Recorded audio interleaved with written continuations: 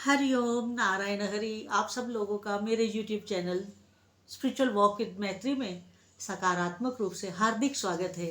आप सब लोग स्वस्थ रहें, व्यस्त रहें, मस्त रहें, इसी कामना के साथ, इसी इच्छा के साथ और इसी मंतव्य के साथ रोज मैं अपना वीडियो शुरू करती हूँ। और आज भी इसी मंत्र से शुरू कर रही हूँ, क्योंकि मैं ऐसा मानती ही नहीं हूँ, अपने जीवन में अपनाती हूँ कि जो हम देंगे सो हम पाएंगे। इसलिए रोज बोलती हूँ।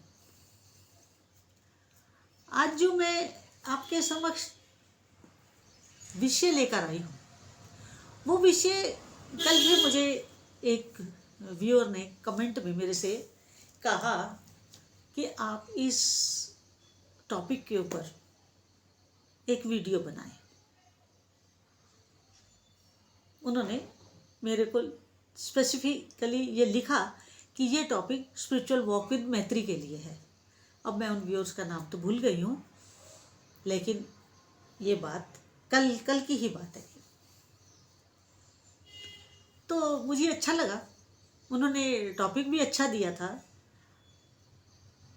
हालांकि जो मैं कहूँगी उससे कितना वो खुद एग्री होंगे या डिसएग्री होंगे, वो मुझे खुद बताएंगे, जिन व्यूअर्स की वजह से मैंने ये वीडियो तैयार कर रही हूँ आज का।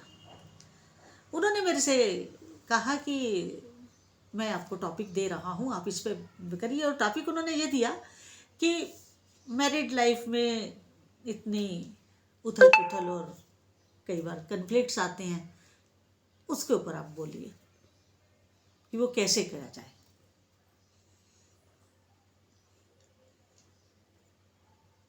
मैंने तो आज तक आशीर्वाद के लिए हाथ उठाया है और आशीर्वाद ही दिया है, लेकिन जब ये किसी व्यूअर्स ने मेरे से ये पूछा है कि इस पे वीडियो आप बनाएं, कहा है ऐसा, तो मैं बना रही हूँ। तो देखिए, इसमें कोई एक बात नहीं है। मैरिज दो लोगों का नहीं, दो आत्माओं का मिलन होता है। और हमारे शास्त्र कहते हैं कि 7 जन्मों का होता है। तो कई दफ़े ऐसा होता है कि कन्फ्लिक्ट्स इतने हो जाते हैं कि शादी टूट जाती है। तो उस शादी टूट गई और रीमैरिज नहीं करी किसी ने, तो फिर मैं उनसे यही कहती हूँ कि आपकी 6.5 शादियाँ हो चुकी हैं, ये आधा सा बचा था वो हो गया, अब आप अपना जीवन जी रहे हैं, वो अपना जी रहे हैं। ये तो एक वैसे बात है। अब देखिए, कहा कि कन्फ्लिक्ट्स क्यों होते हैं और या कहीं इतना प्यार क्यों होता है। मैं तो शास्त्रीय आधार की बात करती हूँ, इधर उधर की बात मैं करती नहीं। तो देखिए, जब हमारे पूर्व जन्मों के जो कर्म होते हैं, उन कर्मों के अकॉर्डिंगली हमें जीवन साथी मिलता है। समझे क्यों? क्योंकि हमारे पिछले जन्मों के लेने देने के भुगतान होते हैं, कर्मों का हिसाब होता है, और उन कर्मों के भुगतान के लिए पति पत्नी हो, भाई बहन हो, माँ बाप हो, कोई भी हो, तभी संबंध बनता है। अदरवाइज इतनी बड़ी दुनिया में किसी एक व्यक्ति के जीवन में केवल मतलब एक नॉर्मल व्यक्ति की बात कर रही हूँ, किसी अभिनेता नेता की बात नहीं कर रही हूँ। एक आम व्यक्ति के लाइफ में उसके नॉन कितने होंगे? अधिक से अधिक 1000 मित्र हो जाएंगे, इससे ज़्यादा तो नहीं। अब उनमें भी कई कैटेगरीज होती हैं। हमारे जितने भी रिलेशंस होते हैं उनमें कई लेयर्स होती हैं, कई कैटेगरीज होती हैं कि कहाँ किसके साथ कितना संबंध होगा, जितना पूर्व में हमने उसके साथ किया होगा या उसने हमारे साथ किया होगा। क्योंकि जो अब हम कर्म कर रहे हैं इनका हिसाब किताब या भुगतान आगे होगा, अगले जन्मों में होगा। क्योंकि हम लोग रीबर्थ की थ्योरी को मानते हैं, पुनर्जन्म को मानते हैं, और जब हम पुनर्जन्म की थ्योरी को मानते हैं तो इट मीन्स कि हमारे पूर्व जन्म के कर्मों के भुगतान के लिए ही हमारा रीबर्थ होता है, इसीलिए होता है।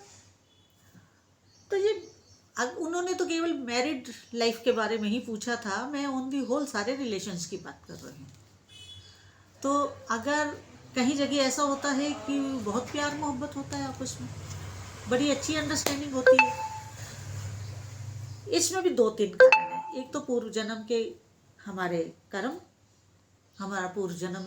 कई दफ़े हम सड़क पे जा रहे होते हैं तो कोई व्यक्ति हमें दिखता है तो हमें वो अपना सा लगता है, जबकि हम उससे कभी मिले नहीं होते। इट मीन्स कि पुराना कोई हमारा उसके साथ हिसाब किताब रहा होगा, जो आज हम उसे दूर से भी अच्छा समझ रहे हैं, जबकि हम जानते नहीं कि वो कौन है। इसी तरह एक तो पूर्व जन्म का बता रही हूँ, पूर्व कर्म जन्मों के कर्मों का लेन देन होता है, तभी किसी के साथ संबंध जुड़ता है और उसमें सुख दुख आते हैं। क्योंकि हमारा सुख दुख का कोई संबंध रह जाता है, जो पूरा होना होता है तो वही पूरा होता है। दूसरा ये,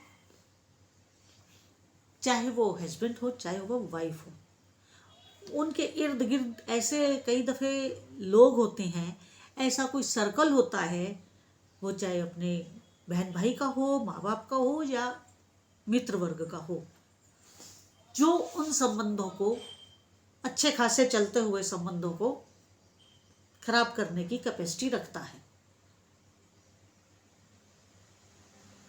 बहुत बार ऐसा भी हमने देखा है कि हस्बैंड वाइफ की तो ठीक है अंडरस्टैंडिंग, लेकिन इर्द गिर्द के लोग जो हैं, चाहे वो माँ बाप हों, बहन भाई हों, चाहे मित्र वर्ग हो, फैमिली का हो या आउटसाइडर हो, वो लोग उस चीज़ से खुश नहीं होते हैं। क्योंकि आजकल क्या, जब से सृष्टि बनी है तभी से लोग अपने दुख से दुखी नहीं होते हैं, दूसरे के सुख से अधिक दुखी होते हैं। ये मैं बात अपने पिछले वीडियोज़ में कई बार कह चुकी हूँ। उससे क्या होता है कि फिर वो आसपास के लोग ऐसी एक्टिविटीज़ करने लगते हैं, ऐसी गतिविधियां करने लगते हैं, जिससे पति पत्नी का अच्छा खासा चलता हुआ संबंध खराब हो जाता है। इसमें ऐसी स्थिति में पति पत्नी दोनों को समझदारी दिखानी चाहिए। अगर लड़की के ससुराल, लड़के के पेरेंट्स ऐसा कर रहे, ज़्यादातर लड़कों के पेरेंट्स की वजह से ही ऐसा होता है और उसके बहन भाई की वजह से होता है। तो जब आप बाहर से आई किसी बच्ची को अपना नहीं मानोगे, उसके साथ मिसबिहेव करोगे, तो फिर तो बात नहीं बनती, फिर तो वो रिवोल्ट होगा ही होगा। या फिर लड़की के पेरेंट्स का ससुराल में इंटरफेरेंस ज़्यादा हो, तब भी गलत हो जाएगा। तीसरा, कई लोग लालची होते हैं, लोभी होते हैं, ग्रीडी होते हैं। उनको ये होता है कि हम अपना पैसा तो बिल्कुल ना निकालें, दूसरे से निकलवाते रहें।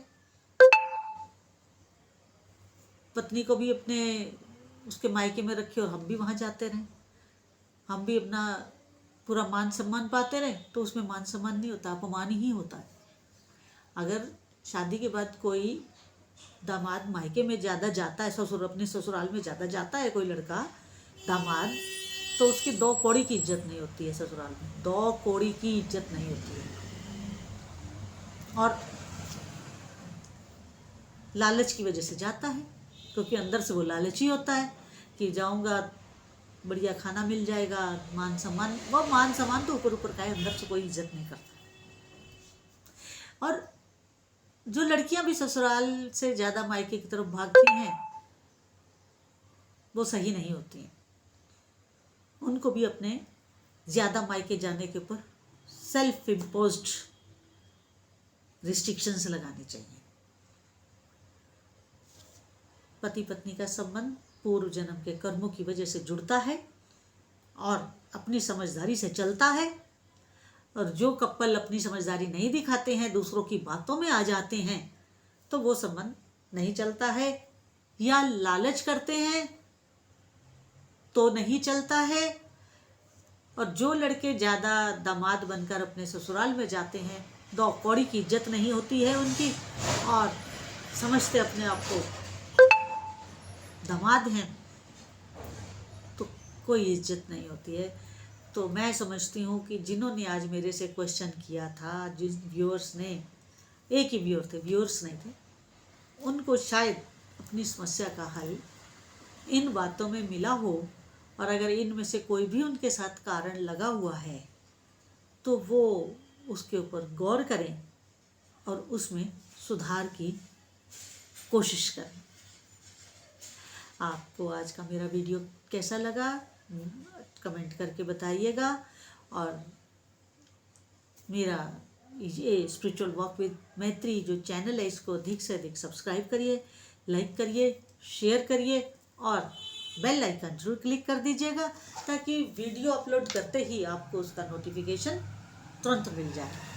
और मेरा व्हाट्सएप नंबर है 8295650369, और मेरा दूसरा यूट्यूब चैनल है टैरो रीडिंग का, मैत्री टैरो रीडिंग MTR, उसके ऊपर भी यही नंबर एप्लीकेबल है, और पर्सनल रीडिंग उसमें पेड है, और आप ओनली फॉर मैसेज है ये नंबर, कॉल मत करिएगा इस नंबर पे, क्योंकि फिर रिस्पांस नहीं मिलेगा तो आप परेशान हो जाएंगे।